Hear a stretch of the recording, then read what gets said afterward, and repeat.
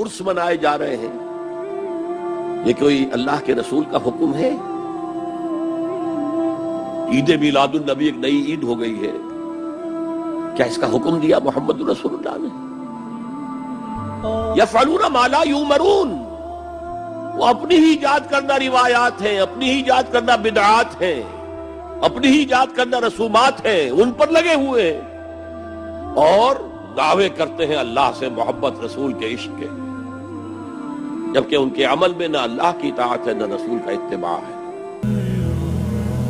یہ ماہ مبارک حضور صلی اللہ علیہ وسلم کی سیرت مطہرہ سے ایک بڑا گہرا تعلق رکھتا ہے۔ حضور کی ولادت باسعادت بھی اسی ماہ مبارک میں ہوئی، اگرچہ تاریخ کے بارے میں اختلاف ہے۔ حضور کا انتقال بھی اس ماہ مبارک میں ہوا، اور وہ متفق علیہ تاریخ ہے 12 ربیع الاول اصل میں حضور کا یوم وفات ہے، اور اکثر محققین کی رائے یہ ہے کہ آپ کا یوم ولادت جو ہے وہ 9 ربیع الاول ہے۔ یہی وجہ ہے کہ مجھے یاد ہے کہ ہمارے بچپن میں اس دن کو جو لوگ کچھ تھوڑا بہت مناتے بھی تھے تو 12 وفات کے نام سے در حقیقت یہ نام یاد کیا جاتا تھا۔ حضور صلی اللہ علیہ وسلم کی وفات کا دن ہے، کچھ کھانا پکا کر کچھ غریبوں کو مساکین کو کھلانا، یہ در حقیقت چیز تھی کہ جو اب ہوتے ہوتے اس نے بہت ہی ایک دوسری صورت اختیار کر لی ہے۔ اب یہ ایک جشن بن گیا ہے اور ایک عید کا سا سما، بلکہ واقعہ یہ ہے کہ جو اصل 2 عیدیں ہیں وہ کہیں پیچھے چلی گئی ہیں، اور یہ جو 2 عیدیں ہم نے ایجاد کی ہیں، ایک عید میلاد النبی اور ایک عید استقلال، اگر ہم جائزہ لیں تو شاید یہ 2 جو ہے یہ زیادہ فور گراؤنڈ میں آ چکی ہیں۔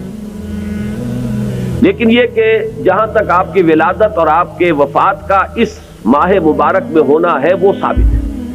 مزید برآں حضور کا ورود مدینہ منورہ میں بھی ماہ ربیع الاول میں ہوا ہے۔ اس پہلو سے اگر اس ماہ مبارک میں ہم سیرت النبی کے مطالعے کا ایک خاص موضوع رکھیں، کسی تاریخ کے تعین کے بغیر اس مہینے کی مناسبت سے سیرت مطہرہ پر گفتگویں ہو، غور و فکر ہو، اور اس میں بھی عملی پہلو سامنے ہو، اتباع کا جذبہ ہو، سمجھنا سمجھانا اس لیے ہو کہ اس پر عمل کرنا ہے، تو یقیناً یہ چیز ہمارے لیے بہت مفید ہوگی اور ہمارے بہت سے امراض کا شاید اس سے مداوع ہو سکے۔ یاخذون بسنتہ ویقتدون بامرہ ثم انہا تخلف من بعدہم خلوف، پھر ہمیشہ یہ ہوتا ہے، ہر نبی کا جاننے والوں میں، پہچاننے والوں میں، ماننے والوں میں ہوا ہے، امت محمد بھی مستثنیٰ نہیں ہے۔ یقولون ما لا یفعلون ویفعلون ما لا یؤمرون، یہاں نوٹ کیجئے کہ وہ کہتے وہ تھے جو کرتے نہیں تھے، اور کرتے وہ تھے جس کا حکم نہیں۔ عید میلاد النبی کیا حضور کا حکم ہے؟ کیا اس کا کوئی ثبوت صحابہ سے ہے؟ کیا ہم صحابہ کے مقابلے میں حضور سے زیادہ محبت کرتے ہیں؟ لیکن تھا کہ معاملہ ما لا یؤمرون، جس چیز کا حکم ہوا نہیں اس پر عمل ہو رہا۔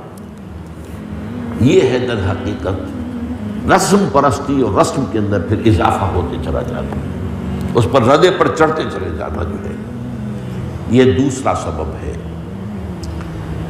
اور اس کا ایک نتیجہ جو نکلتا ہے وہ اسی پر بات ختم کروں گا، اگرچہ ایک اور حدیث جو ہے اس موضوع پر بہت اہم ہے۔ نتیجہ کیا نکلتا ہے؟ جہاں بدعت آئے گی سنت رخصت ہو جائے گی۔ اب نماز جنازہ کی وہ اہمیت نہیں ہوگی، نہ نماز جنازہ یاد کرنی ہے، نہ دعا یاد کرنی ہے، کچھ پتہ نہیں، جا کے کھڑے ہو گئے ہیں، وضو بھی ہے کہ نہیں ہے، لیکن قرآن خوانی میں تو جانا ہی جانا۔ یہ کیوں ہوتا ہے؟ ورنہ یہ کہ نماز کی اہمیت ہوتی، نماز جنازہ کی، آپ اگرچہ عربی نہیں آتی لیکن ترجمہ تو اس دعا کا یاد کر لینا کوئی مشکل کام نہیں ہے، تاکہ کھڑے ہوں دل سے دعا مانگے۔ تو جہاں بدعت آئے گی وہاں سنت جو ہے اس کی حیثیت کم ہو جائے گی، اس کا استخفاف ہوگا یا غائب ہو جائے گا۔